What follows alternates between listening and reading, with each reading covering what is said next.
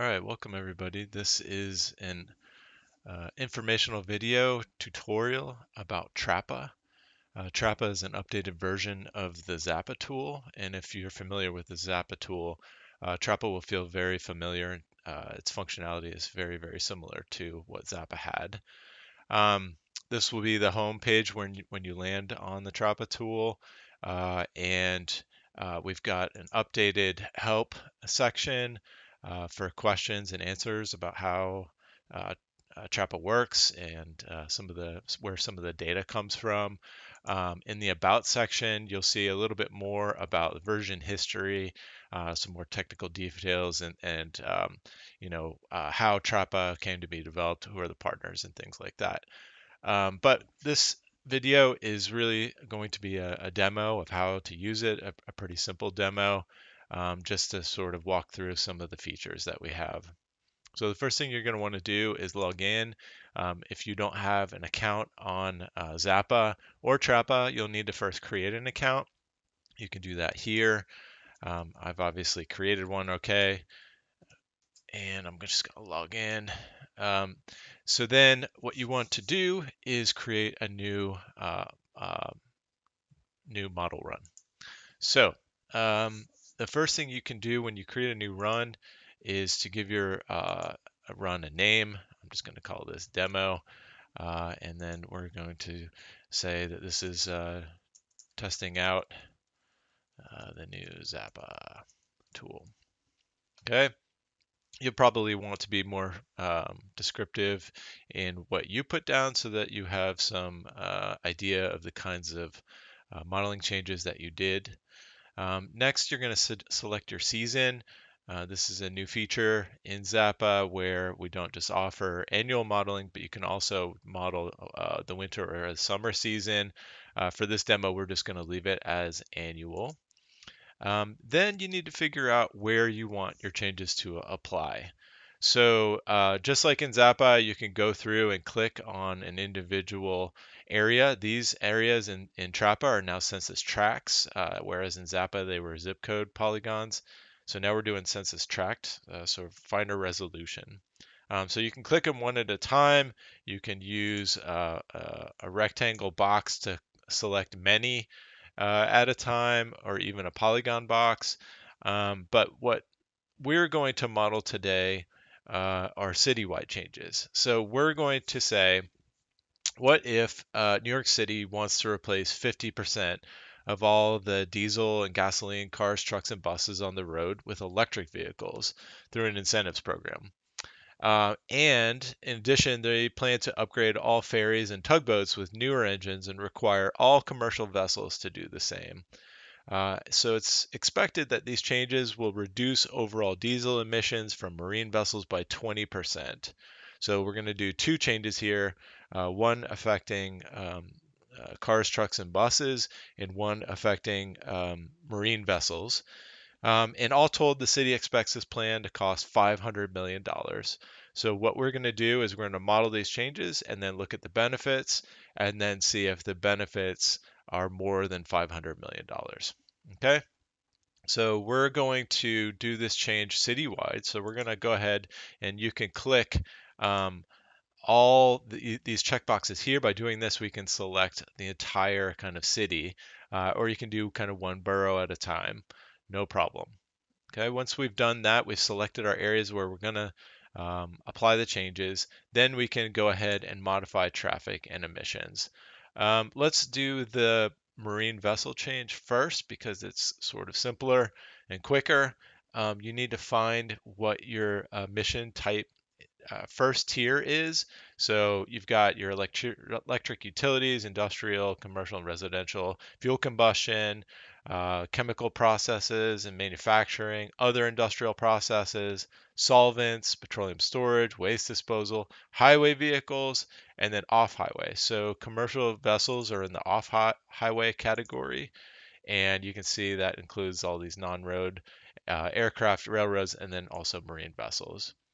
And our scenario, we're going to reduce overall diesel emissions by 20%. So we're going to do diesel, and we're going to go ahead and do a percent change type of decrease. And since we're doing all diesel emissions, we're going to apply that to all the different pollutants here. And we're doing a minus 20% change, right? Because we're reducing it by 20%. And you can see that as we kind of type these in, you've got your base values here. There are no ammonia emissions from diesel, so that's why those are at 0. So then you've got your base value, and then minus 20%, it's got your modified value. So this change shows how many tons per year we're taking out of the emissions inventory. And this is, of course, going to apply to our waterways. So then once you've got that put in there, you can put set. You can see the waterways kind of cruising all the way up through and then going along the rivers and stuff too.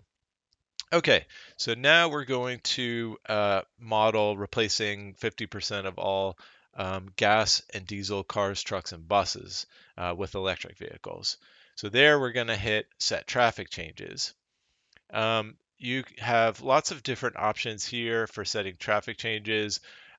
You can make those changes apply only to restricted roads, which are your interstates, highways, things where you need to have a ramp to get on the road, or unrestricted roads, which are more your local roads, places where you've got turns, side roads, and things like that.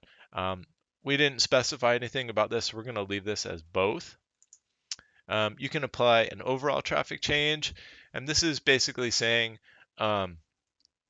simply, oh, we're going to increase all of bus traffic by X or decrease by X percent. And you can do that to all the different kinds here. That's not really what we're going for in our scenario. We are more looking towards doing a fuel type mix. But you could also say, what if there weren't heavy trucks anymore, and then we had an incentive process to take the heavy trucks off and replace them with medium trucks because they emit less. That's how you would do this here in a vehicle type switch, but we're going to be focused on a fuel type switch. And here, this is exactly the kind of thing that we want to do. We're doing 50% of all gas and diesel cars, trucks, and buses, and we're switching them to electric. So here we've already got gasoline car lined up, so we can go ahead and put in a 50%, and we're going to add that. And since we've got to do gas and diesel, we need to do the diesel version here. And then we're going to do this for buses, gasoline buses, and diesel buses. And then we're going to do this for trucks. So gasoline heavy trucks, diesel heavy truck, and gasoline medium truck, and diesel medium truck. And once again, we're switching them all to electric. Here are all the applied changes that you've made, so you can go through and make sure you got everything. 50% diesel, gas, gas, diesel, gas, diesel, gas, diesel. So we got them all. Once you've got that, you can hit set. All right, so those are the two changes that we wanted to make. We can go ahead and review those changes and make sure that we've got everything right. So it's going to separate those out by emission changes and by traffic changes. In the emission change, we're applying it to all the tracks in New York City and all the waterways. We're doing off-highway marine vessel diesel, and we're taking out 20%. You can show the shapes that you're applying that to, and then the traffic changes. We're doing all the tracks. It gives you kind of like the first track in the list and the last track in the list in case you were really focused on specific census tracks. All the road types. We're not touching the volume at all. We're just doing a fleet mix type change related to the fuel. And so all those changes that we already went through and checked. So that all looks good. Once you've got all that set and you're happy with the changes, you can go ahead and save it. It'll say model run is saved, gives you a little pop-up, and then go ahead and hit run, and it's going to confirm, yes, we want to do this. Once you've got a model run in the system, saved and submitted, you'll see in your model run section here that it's going to put this in here. You can kind of keep refreshing to get a status update.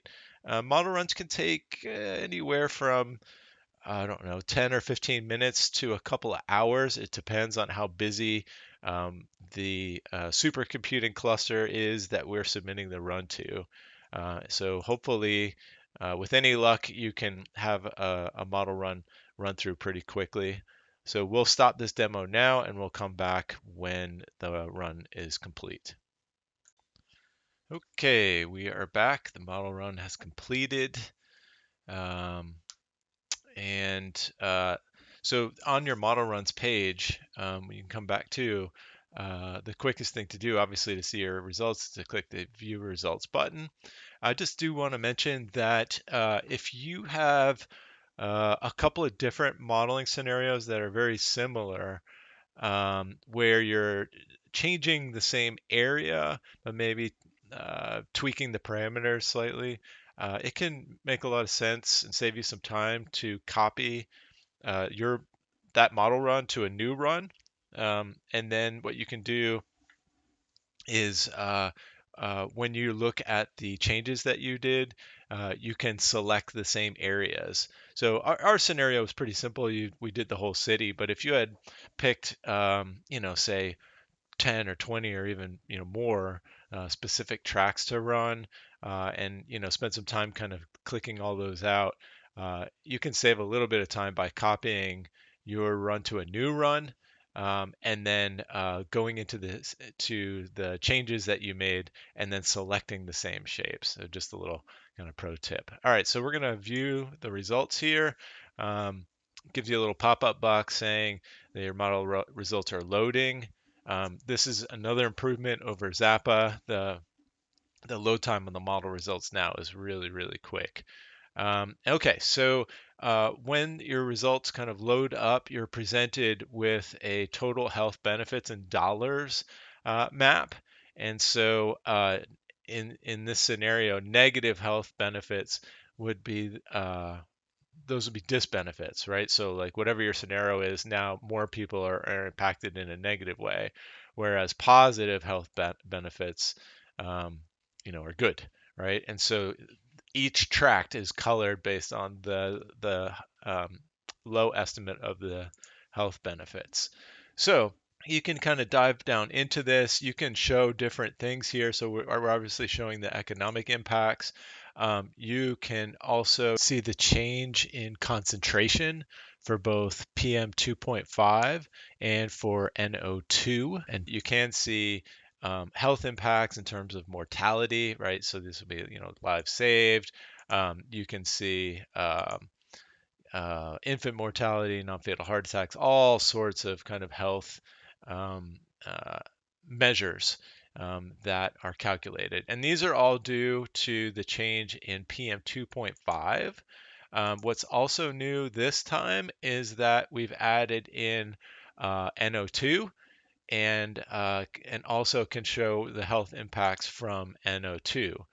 And in fact, sometimes those health impacts may be more pronounced and more specific. But we'll go back and just kind of focus on dollars at this point because that was what our scenario was looking at. Remember, we were in the scenario, we were saying the city expects the plan to cost $500 million. And so we need to see citywide benefits greater than that to even really consider this. You can kind of click on specific tracks to see the results by tract, right? And it's kind of really dig down, zoom in, and say, oh wow, this one saw a huge benefit here. What's going on? Where are the benefits coming from? For our scenario, we're kind of thinking about citywide impacts. And so that's where you can look at these citywide totals. And here it just sort of presents a nice summary of what's going on. So here we can see that the total health benefits range from about 300 million to about 659 million. And of course, most of those benefits are coming from mortality, right? The value of human life. But you can see how those break down in terms of heart attacks and bronchitis and missing work days and things like that. And so, um, based on this, there's a good chance that this policy, even though it costs $500 million, we may see more benefits from that, right? Uh, but if it turns out to be more like the low estimate, then maybe it's not worth it. It's hard to say, and so that's where your kind of um, managers and policy people will have to sort of make that call. In addition to sort of viewing the results here on the screen, you can download these results as a CSV. And so each CSV will have the tract that it's um, showing, and then all of these different individual metrics. Again, like I was talking about before with the copying to new run and duplicating, you can see these emissions and traffic changes, and you can see kind of what tracks were there, and make sure that what you had were what you were going for. Um, I believe that's it for this demo. Hopefully, you will find this a useful tool for modeling these types of emissions or traffic scenarios and comparing them to the baseline and seeing what the benefits or disbenefits are. We think it's a very valuable tool. And if you have any questions on the about page, there's a button right up top where you can give feedback. It'll take you to a little survey, and you can fill out the survey to provide that feedback. All right, thanks.